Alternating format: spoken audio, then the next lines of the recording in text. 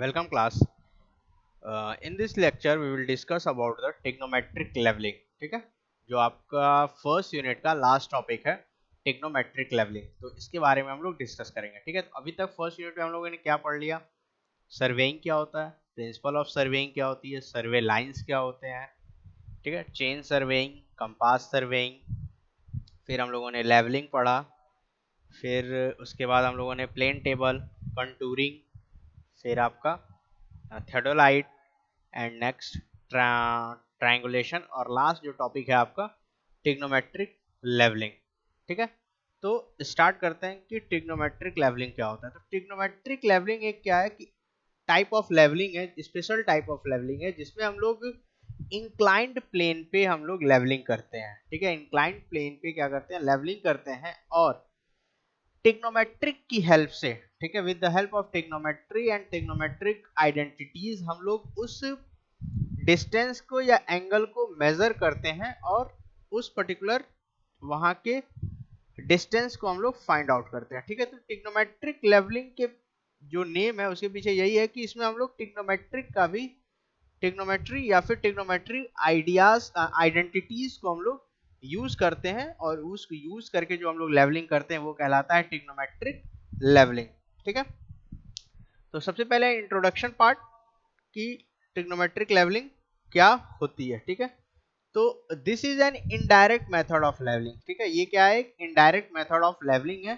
ठीक है, in this method the difference in elevation of the point is determined from the observed vertical angle and measured distances. ठीक है, इस particular method में क्या होता है कि जो डिफरेंस इन एलिवेशन होता है, ठीक है, एलिवेशन में जो डिफरेंस है वो हम लोग ऑब्जर्व्ड वर्टिकल एंगल और डिस्टेंस की हेल्प से हम लोग क्या करते हैं, एलिवेशन फाइंड करते हैं. जो एलिवेशन या हाइट होती है वो हम लोग वर्टिकल एंगल्स और डिस्टेंस की हेल्प से हम लोग फाइंड करते हैं. ठीक है, the vertical angle are measured with a transit theodolite and the distance are measured directly plane surveying or computed trigonometrically geodetic surveying. ठीक है, अब वर्टिकल एंगल और डिस्टेंस हमको मेजर करना है, तो जो वर्टिकल एंगल हम लोग मेजर करते हैं वो आपका ट्रांजिट थेडोलाइट की हेल्प से मेजर करते हैं.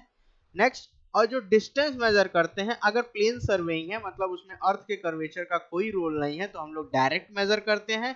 अगर जियोडेटिक सर्वेइंग है मतलब अर्थ के कर्वेचर को हम लोग इंक्लूड कर रहे हैं अपने मेजरमेंट में, तो वहां पे हम लोग ट्रिग्नोमेट्री की हेल्प लेते हैं, ट्रिग्नोमेट्रिक आइडेंटिटीज की हेल्प लेके हम लोग डिस्टेंस मेजर करते हैं. ठीक है, तो दो चीजें समझ आ गई, वर्टिकल एंगल और वर्टिकल एंगल और डिस्टेंस की हेल्प से हम लोग क्या करते हैं, एलिवेशन निकालते हैं. वर्टिकल एंगल हम लोग ट्रांजिट थेडोलाइट से मेजर करते हैं, और जो डिस्टेंस होता है वो हम लोग प्लेन सर्वेइंग की केस में डायरेक्ट मेजर करते हैं, और अगर जियोडेटिक सर्वेइंग है तो डायरेक्टली ट्रिग्नोमेट्रिकली कंप्यूट करते हैं. ठीक है, next, trigonometric levelling is commonly used in topographical work to find out the elevation of the top of the building, chimney, church and so on. ठीक है, ट्रिग्नोमेट्रिक लेवलिंग जो होती है बेसिकली टोपोग्राफिकल वर्क में यूज होता है, जिसमें हम लोग किसी भी बिल्डिंग की एलिवेशन को फाइंड करने के लिए, चिमनी की एलिवेशन को फाइंड करने के लिए, या चर्च टॉप को एलिवेशन को फाइंड करने के लिए हम लोग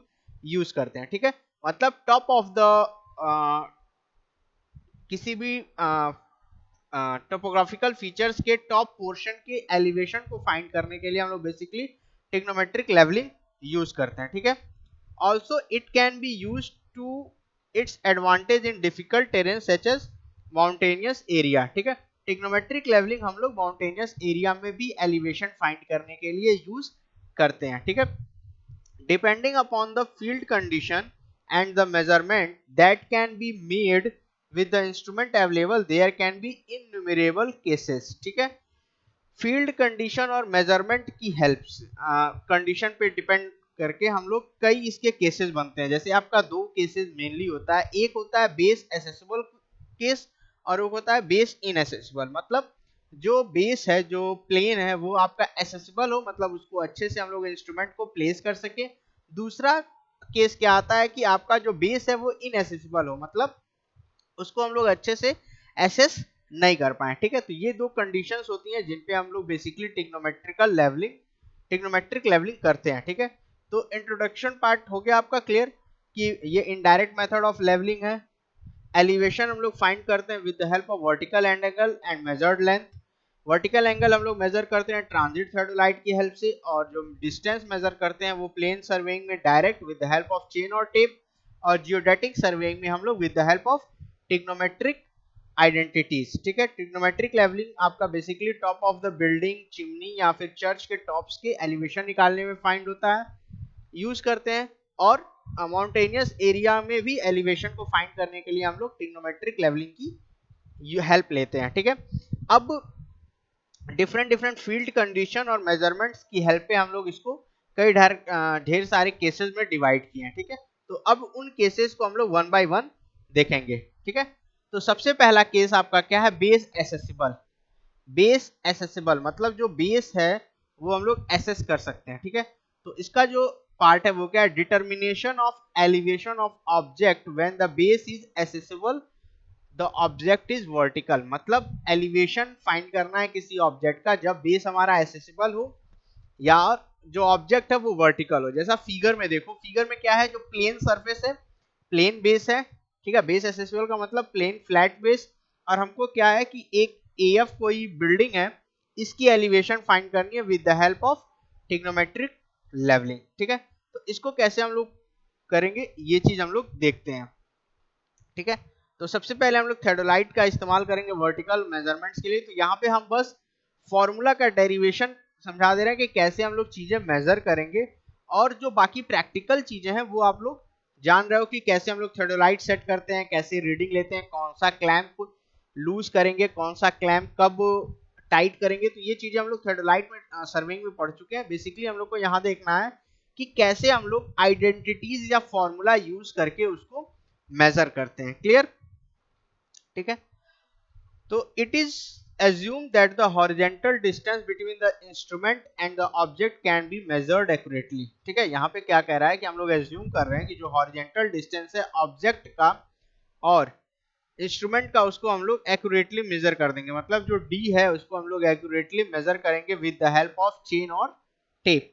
ठीक है, नेक्स्ट बी क्या है आपका, नेक्स्ट बी क्या है आपका, इंस्ट्रूमेंट स्टेशन। बी पे क्या है आपका, इंस्ट्रूमेंट स्टेशन रखा गया, मतलब ये बी पॉइंट है। ठीक है, नेक्स्ट एफ क्या है, point to be observed. F पे क्या है कि एफ पे हमको एलिवेशन या आपको ऑब्जर्वेशन लेना है। एफ पॉइंट ये हो गया आपका, फिगर में देखिए एफ पॉइंट ये है। ठीक है, नेक्स्ट सी क्या है, सेंटर ऑफ द इंस्ट्रूमेंट। ठीक है, सी क्या है, centre of the instrument. Next AF क्या है, वर्टिकल ऑब्जेक्ट। एएफ जो है आपका वर्टिकल ऑब्जेक्ट है, ये पहले डिस्कस हुआ। डी और सी क्या है, हॉरिजॉन्टल डिस्टेंस है between instrument and the object. D क्या है, कैपिटल डी जो दिया हुआ वो क्या है, इंस्ट्रूमेंट और ऑब्जेक्ट के बीच में डिस्टेंस है, हॉरिजॉन्टल डिस्टेंस है। ठीक है, H1 क्या है, height of the instrument at B. H क्या है, हाइट ऑफ FE। ठीक है, FE की हाइट मतलब एक इंस्ट्रूमेंट हाइट के ऊपर की जो ऑब्जेक्ट हाइट हो रही है उसको हम लोग स्मॉल h से डिनोट कर रहे हैं। S क्या है, reading on the levelling staff head vertical on the benchmark. S क्या है आपका, वो रीडिंग है जो बेंचमार्क पे ली गई है। ठीक है, और थीटा क्या है, एंगल ऑफ एलिवेशन। ठीक है, तो ये आपके हो गए, इसको क्या बोलते हैं, नॉमेनक्लेचर जो हम चीजें यूज करेंगे। ठीक है, ये आपका फिगर हो गया। ठीक है, ये क्या है आपका, एएफ जो है ये ऑब्जेक्ट है, सी के आपके इंस्ट्रूमेंट रखा गया, सी क्या है आपका, सॉरी बी पे आपका इंस्ट्रूमेंट रखा गया, ये बी पॉइंट है, और सी आपका क्या है, सेंटर ऑफ द इंस्ट्रूमेंट है। एस क्या है, staff reading eight benchmark. H1 क्या है, हाइट ऑफ इंस्ट्रूमेंट है। ठीक है, और H क्या है, आपका F से E के बीच का डिस्टेंस है या हाइट है। क्लियर? अब क्या करेंगे, फ्रॉम ट्रायंगल CFE। CFE जो ट्रायंगल बना रहा है, CFE मतलब यहां से ये जो ट्रायंगल बन रहा है, ये जो ट्रायंगल बन रहा है ये थीटा है, इसमें tan थीटा हम लोग कैलकुलेट करेंगे। ठीक है, तो tan theta is equal to क्या हो जाएगा, FE अपॉन CE। ठीक है, तो tan थीटा हम लोग निकालेंगे, तो tan थीटा क्या होता है, परपेंडिकुलर अपॉन बेस। तो परपेंडिकुलर कितना है, FE, और बेस कितना है, CE। ठीक है, तो FE अपॉन CE, FE क्या हो जाएगा, आप FE क्या लिख सकते हो, CE tan थीटा। तो यहाँ से h is equal to D tan theta हो जाएगा। एफ ई क्या है आपका h है, सी ई क्या है d है, ठीक है। एफ ई क्या है h है, देखिए एफ ई क्या है h है और सी ई क्या है d है, ठीक है। तो ये फर्स्ट कंपोनेंट हम लोग निकाल लिए, h is equal to D tan theta, ठीक है। नेक्स्ट क्या है, if the reading on the staff kept at the benchmark is s with the line of sight horizontal, ठीक है। अगर s आपका क्या है रीडिंग है स्टाफ पे, तो RL ऑफ f क्या हो जाएगा, RL of f is equal to RL of benchmark plus s plus h, ठीक है। RL ऑफ f निकालने के लिए हम क्या करेंगे कि RL बेंचमार्क लेंगे प्लस s लेंगे प्लस h की हाइट लेंगे, तो हम लोग इस हाइट पे पहुंच जाएंगे, ठीक है। इस हाइट पे अगर हमको RL निकालना है तो हम क्या करेंगे, benchmark plus s plus h, ये अगर तीनों को ऐड करेंगे तो ये हमारा क्या होगा, RL ऑफ f निकल जाएगा, ठीक है। वही चीज यहाँ कहा गया है, RL of f is equal to RL of benchmark plus s plus h। तो RL ऑफ बेंचमार्क हमको पता है, s पता है और h हम लोगों ने यहां से निकाल लिया, ये हो गया d tan थीटा, ठीक है। क्या हो गया, d tan थीटा। तो हमारा जो बेसिकली इसमें निकालना था, क्या निकालना था हम लोग को, एलिवेशन ही निकालना था f का, f पोजीशन का हमको क्या निकालना था, एलिवेशन निकालना था, वो हमको यहाँ पता चल गया, ठीक है। तो इस फॉर्मूले की हेल्प से हम लोग जब कोई अगर बेस एसेसिबल का कंडीशन आता है तो इस फॉर्मूले की हेल्प से हम लोग क्या कर सकते हैं, टॉप ऑफ द किसी ऑब्जेक्ट की RL निकाल सकते हैं, ठीक है। अब this method is usually employed when the distance between the instrument and the object is small, ठीक है। इस पर्टिकुलर मेथड को हम लोग कब इस्तेमाल करेंगे, जब डिस्टेंस जो इंस्ट्रूमेंट और ऑब्जेक्ट का बीच का जो डिस्टेंस है वो कंपैरेटिवली स्मॉल हो, ठीक है। However, if the distance is large, the combined correction for curvature and refraction should be applied, ठीक है। अब क्या करेंगे, अगर आपका जो डिस्टेंस है वो बड़ा हो जा रहा है, मतलब लार्ज हो जा रहा है, तो हम लोग क्या करेंगे, यहाँ पे करेक्शन लगाएंगे, आपका कंबाइंड करेक्शन जो हम लोग कर्वेचर और रिफ्रैक्शन के लिए यूज करते हैं। The combined correction for curvature and refraction is given by C is equal to minus of, यहाँ माइनस होगा, माइनस ऑफ 0.0672 डी स्क्वायर, ये जो C होगा वो मीटर में होगा और जो D होगा इज इन किलोमीटर होगा, ठीक है। ये हम पहले भी पढ़ चुके हैं कि C इज इक्वल टू क्या होगा, माइनस 0.0673 डी स्क्वायर, ठीक है। ये क्या होगा आपका कंबाइंड कर्वेचर एंड करेक्शन होगा, इसको हम लोग क्या करेंगे, अपने RL में इंक्लूड कर लेंगे। उसके बाद जो RL मिलेगा वो आपका क्या होगा, करेक्टेड RL होगा टॉप ऑफ द ऑब्जेक्ट का, क्लियर। तो ये आपका फर्स्ट केस था, बेस एसेसिबल केस, क्लियर।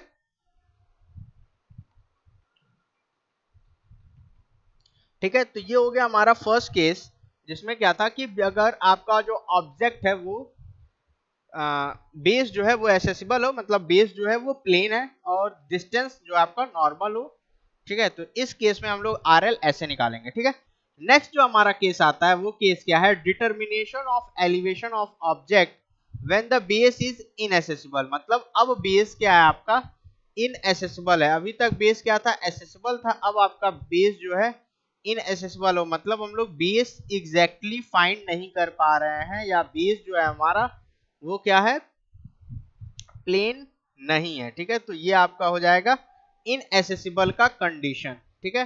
तो इसमें पहला जो है इनएसेसिबल में भी आपके दो तीन केसेस हैं। पहला जो केस है वो क्या है कि the instrument station and the elevated object are in the same vertical plane, ठीक है। जो इंस्ट्रूमेंट स्टेशन है और जो ऑब्जेक्ट है वो एक वर्टिकल प्लेन में है, मतलब इन द वन वर्टिकल, ठीक है। तो इनएसेसिबल में पहला केस क्या है कि जब इंस्ट्रूमेंट स्टेशन या स्टेशन और एलिवेटेड ऑब्जेक्ट आपके एक प्लेन में हो, ठीक है। जैसे फिगर देखिए, ऑब्जेक्ट जो FA ऑब्जेक्ट है और जो आपका इंस्ट्रूमेंट स्टेशन है वो आपके क्या है, एक प्लेन में एसेसिबल है, ठीक है, एक प्लेन में है। तो ये जो कंडीशन होती है ये आपकी पहली कंडीशन है इनएसेसिबल का, ठीक है, कि जब इंस्ट्रूमेंट और एलिवेटेड ऑब्जेक्ट आपका एक वर्टिकल प्लेन में हो, मतलब सेम वर्टिकल प्लेन में हो। ठीक है, इसको हम लोग कैसे करेंगे, ठीक है। If the horizontal distance between the instrument and the object can not be measured due to obstacle, two instrument station are used so that they are in the same vertical plane as the elevated object shown in figure 2। ठीक है, हुआ क्या है कि अगर हम लोग horizontal distance जो इंस्ट्रूमेंट और ऑब्जेक्ट का है वो हम लोग मेजर नहीं कर पा रहे हैं किसी ऑब्स्टिकल की वजह से, जैसे इस फिगर में देखो है क्या कि यहाँ पे प्लेन था, उसके बाद फिर ये ग्राउंड एलिवेटेड हो गया और जो ऑब्जेक्ट है वो हमारा किसी एक सर्टेन हाइट पे है। तो अब अगर हमको ये डिस्टेंस मेजर करना हो तो ये डिस्टेंस हम लोग मेजर कर पाएंगे, ये डिस्टेंस हम लोग मेजर नहीं कर पाएंगे। ठीक है, तो इसलिए पर्टिकुलरली हम लोग ये इनएसेसिबल मेथड यूज करते हैं। ठीक है, इनएसेसिबल मेथड यूज करते हैं। ठीक है, अब देखो, अब इसका पहले हम लोग प्रोसीजर पढ़ लेते हैं कि कैसे हम लोग इसको इंस्ट्रूमेंट को सेटअप करेंगे और इसके लिए कैसे हमको दो स्टेशंस की जरूरत पड़ेगी इस पूरे वैल्यूज को निकालने के लिए। ठीक है, बेसिकली इस तरह के केसेस में हम लोग को दो इंस्ट्रूमेंट स्टेशंस की जरूरत पड़ती है। ठीक है, कि वो ऑब्जेक्ट या एलिवेशन हम लोग फाइंड आउट कर सकें। ठीक है, तो सबसे पहले हम लोग प्रोसीजर देखते हैं। तो पहला स्टेप क्या है, setup the theodolite at O1 and level it accurately with respect to the altitude bubble. ठीक है, सबसे पहले हम लोग क्या करेंगे, इंस्ट्रूमेंट को O1 पोजीशन पे ले जाएंगे और इसकी लेवलिंग अच्छे से करेंगे। ठीक है, नेक्स्ट क्या है, direct the telescope toward O2 and bisect it accurately, clamp both the plate and read the vertical angle θ1। ठीक है, हम लोग क्या करेंगे, टेलीस्कोप को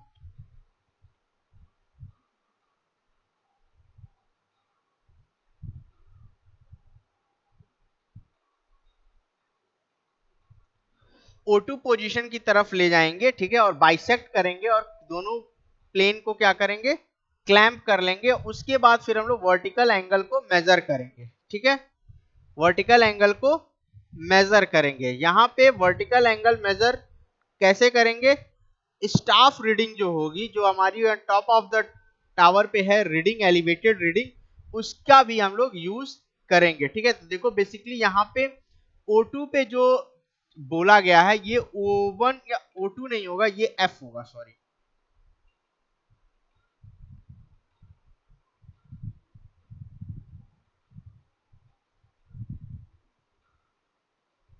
ठीक है, and bisect it accurately, clamp both the plate and read the vertical angle θ1। ठीक है, next transit the telescope so that the line of sight is reverse and mark the second instrument at O2 on the ground, measure the distance O1 O2 accurately, repeat 2 and 3 step for both observation, the mean value should be adopted। ठीक है,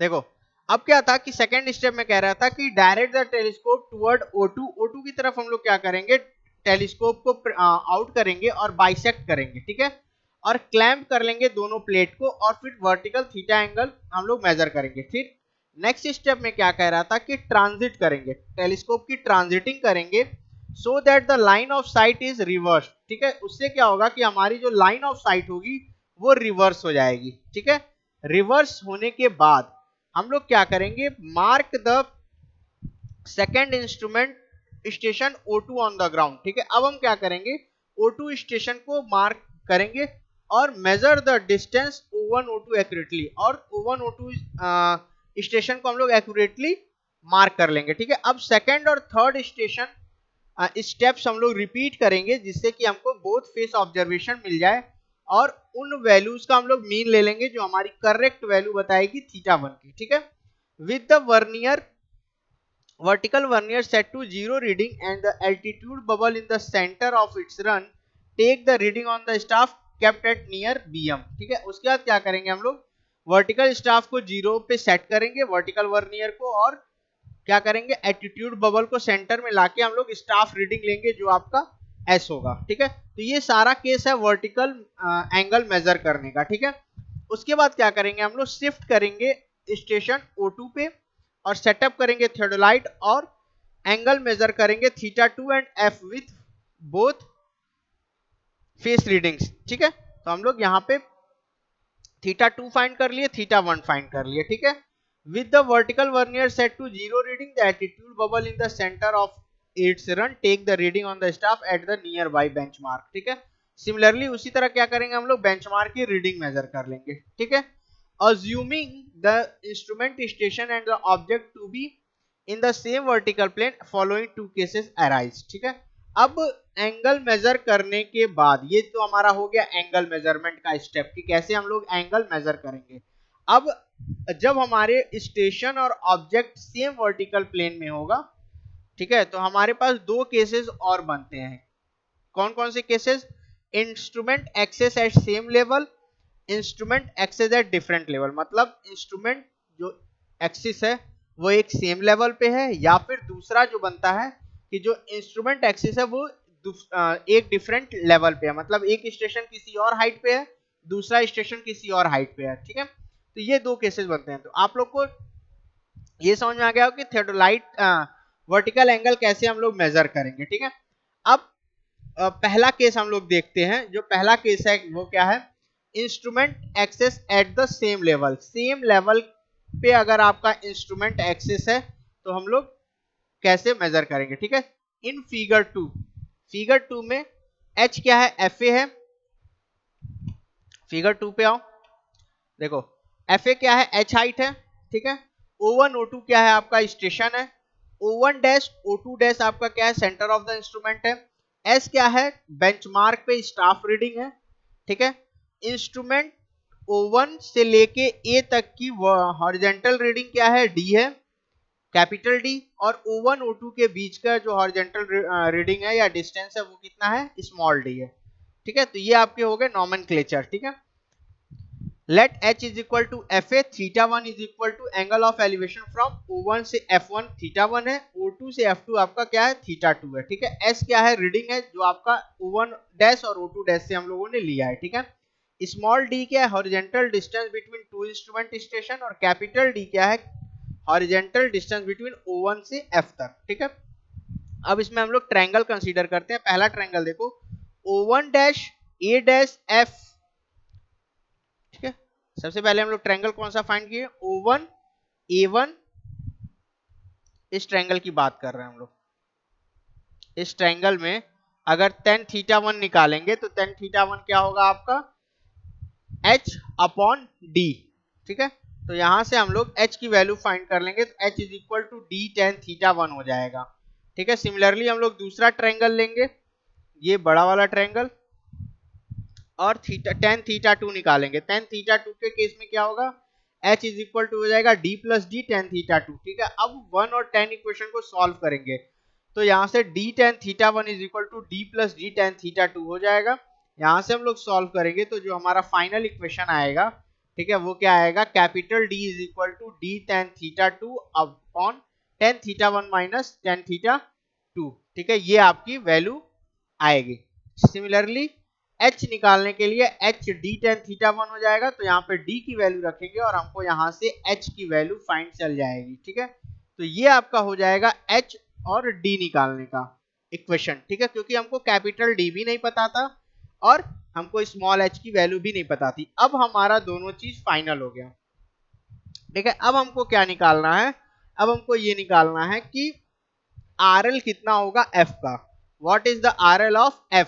तो RL of F के लिए क्या होगा? RL of benchmark plus S plus H, ठीक है। तो ये आपका फाइनल हो गया कि जब आपका इंस्ट्रूमेंट सेम लेवल पे होगा, जैसे आपके फिगर में देखो कि दोनों इंस्ट्रूमेंट का जो लेवल है वो सेम लेवल पे है, तो हम लोग F का RL कैसे निकालेंगे? तो उसका फॉर्मूला हो गया आपका ये पूरा कंडीशन, ठीक है, जिसमें H की वैल्यू हो जाएगी D tan theta 2 tan theta 1 upon tan theta 1 minus tan theta 2, और कैपिटल D की वैल्यू हो जाएगी small d tan theta 2 upon tan theta 1 minus tan theta 2।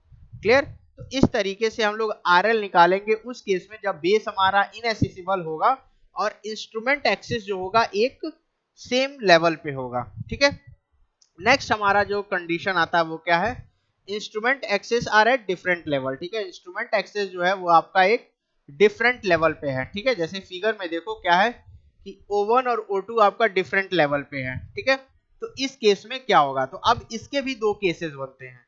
दो केसेस कैसे बनेंगे? पहला केस क्या हो सकता है कि O1 जो है वो O2 जो है वो हायर पोजीशन पे है। दूसरा केस क्या बनेगा? O1 जो है हायर पोजीशन पे है। ये कंडीशन देखो, तो ये दो कंडीशंस फिर से हमारे पास आती हैं। ठीक है, तो अब वन बाय वन इनको हम लोग देखेंगे कि कैसे हम लोग इनमें मेजरमेंट करते हैं। तो फर्स्ट केस देखते हैं क्या है। Instrument axis at O2 higher than that of O1। ठीक है, फिगर 3 में देखो ये केस क्या है कि जब O2 का आपका हाइट एलिवेशन O2 क्या है, ग्रेटर हाइट पे है एज कंपेयर टू O1। ठीक है, तो अब यहाँ पे नॉमेनक्लेचर वही सेम चीज, यहाँ पे भी नॉमेनक्लेचर्स हैं। ठीक है, H1 H2 क्या है आपका, FA की हाइट है। ठीक है, और FA डबल डैश की हाइट क्या है, H1। ठीक है, कैपिटल D सेम चीज, O1 से लेके ऑब्जेक्ट तक की हॉरिजॉन्टल डिस्टेंस, O1 O2 के बीच के हॉरिजॉन्टल डिस्टेंस को हम लोग D बोल रहे हैं। ठीक है, O1 से जो हम लोग स्टाफ रीडिंग लिए हैं वो कितना है, S1 है, और O2 से जो स्टाफ रीडिंग ले रहे हैं वो क्या है, S2 है। ठीक है, और दोनों के बीच का जो डिफरेंस है वो क्या है, कैपिटल S है। ठीक, तो ये है। अब इसमें भी हम लोग दो ट्रायंगल्स लेंगे। सबसे पहला ट्रायंगल लेंगे FO1 dash A double dash. ठीक है, अब उसके बाद फिर हम लोग एक ये बड़े वाले ये ट्रायंगल लेंगे FO2 डैश और A। ठीक है, अब एक चीज यहां पे देखो कि अगर ये हम लोग करते हैं H1 माइनस H2, तो वो डिस्टेंस कितना आएगा, H1 माइनस H2 करते हैं तो ये डिस्टेंस आएगी हमारे पास। ठीक है, और H2 माइनस H1 करते हैं तो ये बचेगा डिस्टेंस। तो इसको एक फॉर्म में हम ये लिख सकते हैं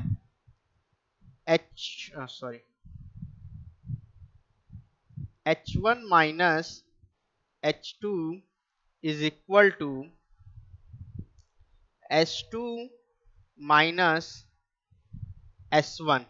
ये चीज लिख सकते हो ना, फिगर से देखो क्लियरली मेंशन है कि आपका H1 में से अगर H2 हम माइनस कर रहे हैं तो ये डिस्टेंस बच रहा है, यही डिस्टेंस H2 माइनस H1 है, S1 है जो S डिनोट कर रहा है। तो इज इक्वल टू हम इसको क्या लिख सकते हैं, कैपिटल S लिख सकते हैं। ठीक है, फिगर से ये चीज क्लियर है। ठीक है, वही चीज देखो यहाँ पे फर्स्ट पॉइंट लिखा गया है, H1 minus H2 is equal to H2 minus S1 is equal to S। ठीक है, तो ये चीजें लिख दी गई। ठीक है, अब from triangle O1 dash A double dash F। ठीक है, इस ट्रायंगल में देखो O dash A double dash F, मतलब इस ट्रायंगल में θ1 की बात हो रही है। तो θ1 सिमिलरली वही चीज, θ1 क्या हो जाएगा, tan θ1 is equal to H1 upon D। ठीक है, tan θ1, तो यहां से H1 is equal to D tan θ1 लिख सकते हो। सिमिलरली इस ट्रायंगल में अगर हम लोग देखेंगे तो tan θ2 is equal to H2 upon capital D plus small d। तो H2 क्या हो जाएगा, D plus capital D plus small d tan θ2। ठीक है, तो वही चीज यहाँ पे लिखा हुआ। अब 1 में से 2 सब्ट्रैक्ट करेंगे। ठीक है, 2 माइनस 1 करेंगे तो हमारे पास आ जाएगा H1 minus H2 is equal to D tan θ1 minus D plus D tan θ2। ठीक है, तो इसको सॉल्व करने के बाद हमारे पास जो फाइनल इक्वेशन आएगा D का, वो आएगा capital D is equal to S plus D tan θ2 upon tan θ1 minus tan θ2। ठीक है, अब लेकिन हमको ये भी पता है कि H1 is equal to D tan θ होता है, तो यहाँ से हम लोग H1 की वैल्यूज निकाल लेंगे। ठीक है, तो ये दो वैल्यूज अगर हमको पता चल गई H और D। ठीक है, अब इनकी हेल्प से हम लोग क्या करेंगे, RL ऑफ F निकालेंगे। तो RL ऑफ F क्या है, फिगर में आ जाओ। F का RL क्या होगा, बेंचमार्क। ठीक है, बेंचमार्क प्लस S। ठीक है, benchmark plus S1 plus H1। ठीक है, अगर ये तीनों हम कर देते हैं, देखो बेंचमार्क का RL प्लस S1 का RL, S1 प्लस H1, अगर इन तीनों को हम लोग ऐड कर देते हैं तो हम F की हाइट तक पहुंच जाएंगे। तो ये F जो हो जाएगा क्या हो जाएगा, हाइट RL ऑफ F। ठीक है, यहाँ देखो वही चीज कहा गया, RL of F is equal to RL of benchmark plus S1 plus H1।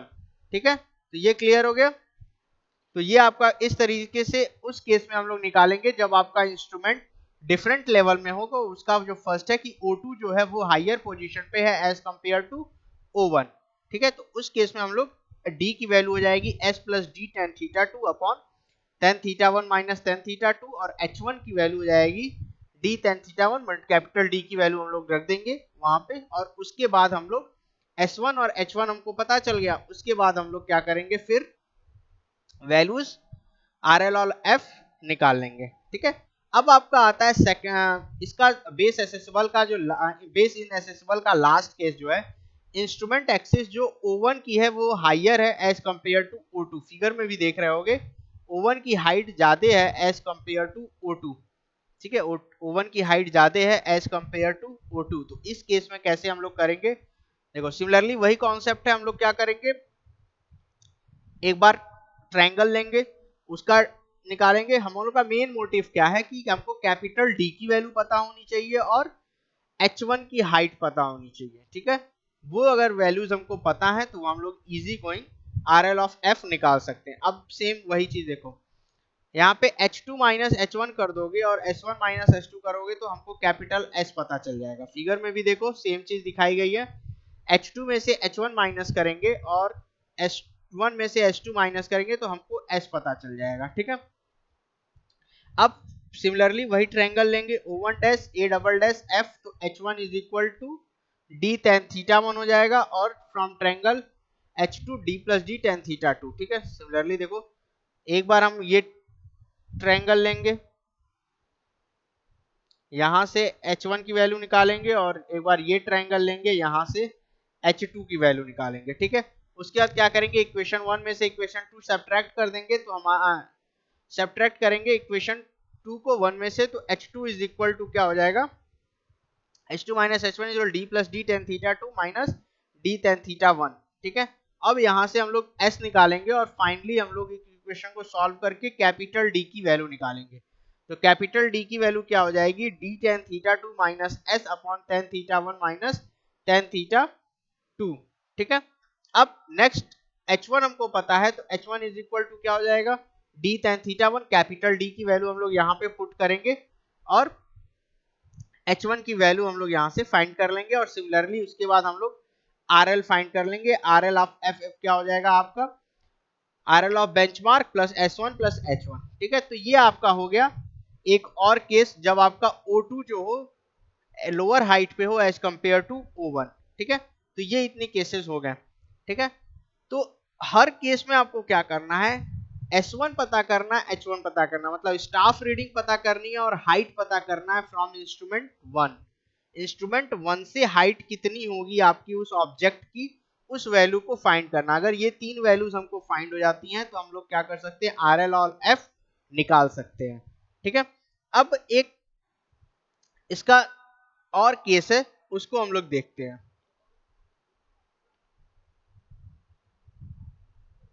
ठीक है। तो ये हमारा केस था कि अब तक हम लोग ये देखते थे कि जो इंस्ट्रूमेंट के बीच या दो इंस्ट्रूमेंट के बीच का जो डिस्टेंस था वो क्या था कि कंपैरेबली कम था, ठीक है, मतलब स्मॉल डिस्टेंस था। लेकिन अब जो हमारा केस क्या है कि जो इंस्ट्रूमेंट है, दो इंस्ट्रूमेंट के स्टेशन हैं वो बहुत ज्यादा डिस्टेंस पे रखे हुए हैं। जैसे फिगर देखो कि दोनों के बीच में डिस्टेंस बहुत ज्यादा है, तो उस केस में हम लोग कैसे आपकी RL फाइंड करेंगे पॉइंट F का, या ऑब्जेक्ट का RL कैसे फाइंड करेंगे, तो उसका प्रोसीजर हम लोग नेक्स्ट उसमें देखते हैं, ठीक है। तो नेक्स्ट केस क्या है, instrument axes at very different level, ठीक है, मतलब जो लेवल है दोनों के बीच में बहुत बहुत बड़ा है, ठीक है, जो डिफरेंस है या जो डिस्टेंस है वो बहुत ही ज्यादा है, ठीक है। तो if the difference in elevation S2 and S minus S1 between the two instrument station is too large and cannot be measured on a staff at BM, then following procedure is adopted, ठीक है। क्या कह रहा है कि अगर जो O1 और O2 इंस्ट्रूमेंट है उनके बीच में जो लेवल डिफरेंस है या एलिवेशन डिफरेंस है वो बहुत ज्यादा हो जा रहा है, ठीक है, मतलब हाइट बहुत ज्यादा डिफर कर रही है, तो हम क्या कर सकते हैं कि इजी गोइंग स्टाफ डिफरेंस नहीं निकाल सकते, ठीक है। तो स्टाफ डिफरेंस अगर उस समय केस नहीं निकाल पा रहे हैं तो हम उसको इनडायरेक्ट वे में S1 माइनस S2 या कैपिटल S की वैल्यू फाइंड करेंगे, ठीक है। जैसे फिगर 6 में देखो हम लोग क्या कर रहे हैं कि आपकी वैल्यू फाइंड कर रहे हैं, ठीक है। तो अब देखो इसका क्या प्रोसीजर है उसको देखो। Setup the instrument eight O1, हम लोग क्या करेंगे, इंस्ट्रूमेंट को O1 पे सेट किए और मेजर करेंगे vertical angle at point F। ठीक है, हम लोगों ने इंस्ट्रूमेंट O1 पे सेट किया और वर्टिकल एंगल θ1 फाइंड किया F पे। ठीक है, next transit the telescope and establish point O2 at a distance D from O1। ठीक है, हम लोग क्या करेंगे, इस पर्टिकुलर टेलीस्कोप को ट्रांजिट करेंगे और एक O2 स्टेशन फाइंड करेंगे एट स्टेशन D पे। ठीक है, shift the instrument at O2 and measure the vertical angle at F। हम लोग इंस्ट्रूमेंट को O2 पे ले जाएंगे और वर्टिकल एंगल फाइंड करेंगे F पे। सपोज वो एंगल क्या है, θ2 है। ठीक है, θ2। अब क्या करेंगे, observe the staff reading R on the staff at O1, let S be the difference in level between the two axes O1 and O2। ठीक है, हम लोग क्या किए कि हम लोग अब क्या कर रहे हैं कि स्टाफ रीडिंग देख रहे हैं R। ठीक है, स्टाफ रीडिंग हम लोगों ने क्या किया, O1 से देखा कि जो स्टाफ रीडिंग है वो क्या आ रही है, स्मॉल आ रही है, R आ रही है और O1 पे, और S जो है वो क्या है, दो एक्सेस के बीच का डिफरेंस है, लेवल डिफरेंस है। मतलब जो दोनों इंस्ट्रूमेंट रखे गए हैं उनके बीच में जो लेवल डिफरेंस है वो क्या है, S है। ठीक है, तो उसको फाइंड करने के लिए हम लोगों ने क्या किया, ठीक है, फिगर 6 में देखो क्या है कि जब हम लोग इंस्ट्रूमेंट रखे हैं F01 पोजीशन पे, तो इस पे जो स्टाफ रीडिंग है वो क्या है, R है, और टोटल हाइट जो है इंस्ट्रूमेंट की वो H है। तो ये जो डिस्टेंस होगा दोनों के बीच का जो आपका ग्राउंड में है वो क्या है, d tan theta minus r हो जाएगा। ठीक है, इसको ट्रिग्नोमेट्रिक की हेल्प से हम लोग यूज करेंगे। ठीक है, नेक्स्ट हम लोग ये जानते हैं कि s जो है h2 माइनस h1 है। फिगर में जो हम लोगों ने बनाया है s क्या है, h2 माइनस h1 है। ठीक है, तो d क्या हो जाएगा आपका, d tan theta 2 minus s tan theta minus 1, और h1 आपका ये हो गया। ठीक है, तो ये दोनों वैल्यूज हम लोग प्रीवियस वैल्यूज से ले रखा है। ठीक है, height of the station O1 above the axis O2 क्या होगा, h माइनस r हो जाएगा। ठीक है, तो ये क्या हो जाएगा, d tan theta minus r। ठीक है, मतलब दोनों स्टेशन के बीच की जो डिफरेंस है वो क्या हो जाएगा, d tan theta minus r हो जाएगा। ठीक है, अब हम लोग क्या करेंगे, h2 s जो हमारा क्या हो जाएगा, s is equal to d tan theta minus r plus h dash. ठीक है, d क्या हो जाएगा, t tan theta minus r plus h dash हो जाएगा, और इसी को हम लोग यूज करेंगे अपना RL निकालने के केस में। ठीक है, तो RL फिर सिमिलरली वही हो जाएगा, S1 plus S plus H। इस केस में RL क्या हो जाएगा, S1 plus S plus H dash. ठीक है, तो इस तरीके से इस केस में हम लोग अपना RL निकालेंगे। ठीक है, नेक्स्ट हमारा जो लास्ट केस है वो केस क्या है कि अगर हमारा जो इंस्ट्रूमेंट है वो और जो ऑब्जेक्ट है वो एक वर्टिकल प्लेन में नहीं है। ठीक है, जो फिगर में दिख रहा होगा कि जो हमारा ऑब्जेक्ट है और जो इंस्ट्रूमेंट है वो डिफरेंट डिफरेंट वर्टिकल प्लेन्स में है, तो उस केस में हम लोग कैसे चीजें फाइंड करेंगे। ठीक है, तो इस केस का क्या है इसको हम लोग देखते हैं। ठीक है, तो determination of elevation of object when the base is इनएसेसिबल। जब आपका बेस क्या है, इनएसेसिबल है, उसी का केस है। उसमें केस क्या है कि the instrument station and the elevated object are not in the same vertical plane. ठीक है, दोनों ऑब्जेक्ट क्या है आपके सेम वर्टिकल प्लेन में ना हो। ठीक है, अब let P and R be the two station. ठीक है, let P and R be the two station not in the same plane as that of Q, the procedure is as follows. Figure में देखो कि जैसे आपका P और R दो station है और जो Q है वो तीनों आपस में एक प्लेन में नहीं है। ठीक है, तो हम लोग क्या करेंगे, set the instrument at P and level it with respect to the attitude, measure the angle of elevation θ1 to Q। ठीक है, हम लोग क्या करेंगे, P पे इंस्ट्रूमेंट रखेंगे और θ1 एंगल मेजर करेंगे। ठीक है, फिर क्या करेंगे, side two point R with reading on the horizontal circle as 0 and measure the angle RPQN, that is the horizontal angle alpha at P। ठीक है, अब हम लोग क्या करेंगे कि इंस्ट्रूमेंट को R पे ले जाएंगे, ठीक है, साइड करेंगे और अल्फा एंगल मेजर करेंगे। मतलब इस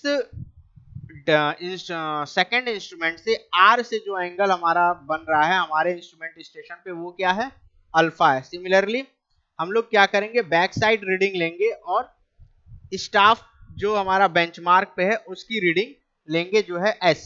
ठीक है, अब सेम यही चीज हम लोग क्या करेंगे, आर के साथ फॉलो करेंगे। मतलब आर पे इंस्ट्रूमेंट शिफ्ट करेंगे, थीटा 2 एंगल मेजर करेंगे और फिर हम लोग क्या करेंगे, बीटा एंगल मेजर करेंगे।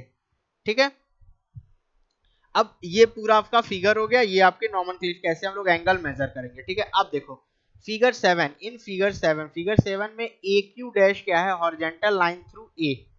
ठीक है, ए क्यू डैश क्या है, हॉरिजॉन्टल लाइन है। ए क्यू डैश क्या है आपका, ये लाइन जो बोल रही है, ये डॉटेड जो लाइन है, ये क्या है आपका हॉरिजॉन्टल लाइन है। ठीक है, क्यू डैश क्या है, वर्टिकल प्रोजेक्शन ऑफ क्यू।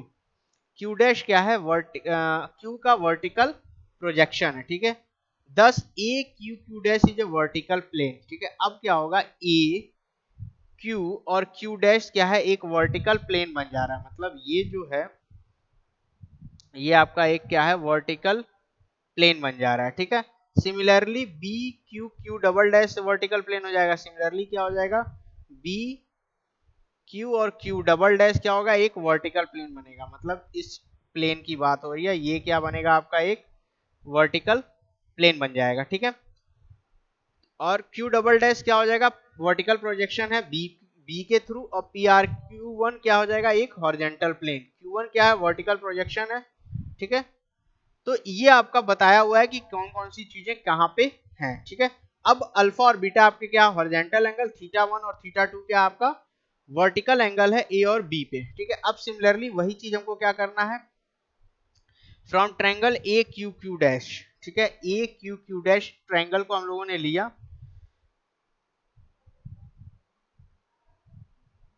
ठीक है, हम लोगों ने क्या किया, ए क्यू क्यू डैश को लिया और थीटा 1 निकालेंगे, तो H one is equal to D tan theta 1 हो जाएगा, टेन थीटा। सिमिलरली हम लोग क्या करेंगे, P R Q one triangle को लेंगे। अब देखो